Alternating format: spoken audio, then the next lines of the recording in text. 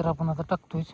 आणि मकाचा जो आपल्याला प्रयोग करायचा आहे तो आपण आता प्रयोग करणार आहे की बाबा मकाच्या बुडक्यात जर आपण युरिया टाकला, हां युरियामध्ये किती की बाबा चारी बाजूने युरिया जर टाकला आपण, आता आपण इथं तिथं मका घेणार नाही, मधीच जाऊन एखादं मकाचं ताट धरणार आहे आपण.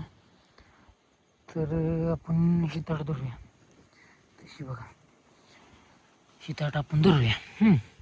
तर ह्या ताटाच्या आपण कडनं युरिया टाकणार आहे सगळा, मुठभर युरिया.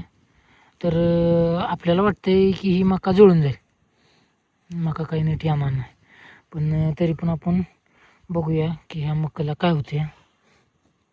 इकडे ही होते ही मका, आपण आता मातीने झाकून घेऊया.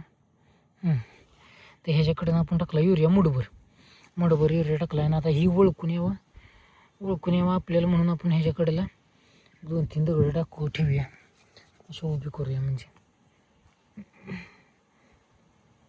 हे अशी उभी करूया दगड, जेणेकरून बाबा आपल्याला पुन्हा ओळखून यावं की हेच ताट आहे म्हणून. तर आपण ह्याचे अपडेट डेली नाही, पण जेव्हा केव्हा आपण इकडे येऊ तेव्हा आपण हे बघणार आहे की बाबा ह्या ताटाचं काय झालं आहे, काय नाही आहे का गेलं आहे. तर असा विषय आपण करणार आहे.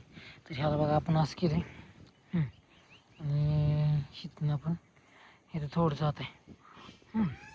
तर हे असं मोर झाडावर मोर आहेत.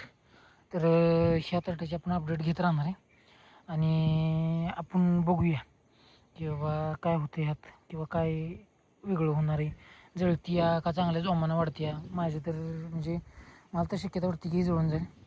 तर आपल्या मकाला पण फवारणीची लवकरच गरज आहे का. पानाला कीड लागली हिच्या, कुठंच आहे लय नाही. तर ह्याची पण फवारणी लगेच घ्यावी लागणार आपल्याला. पण पहिले आपण तणनाशकच घेणार आहे, आणि त्यानंतरच तणनाशकातच मग कीटकनाशक वगैरे सगळं त्यातच घेणार. बाकी काय आपण लोड घेणार नाही.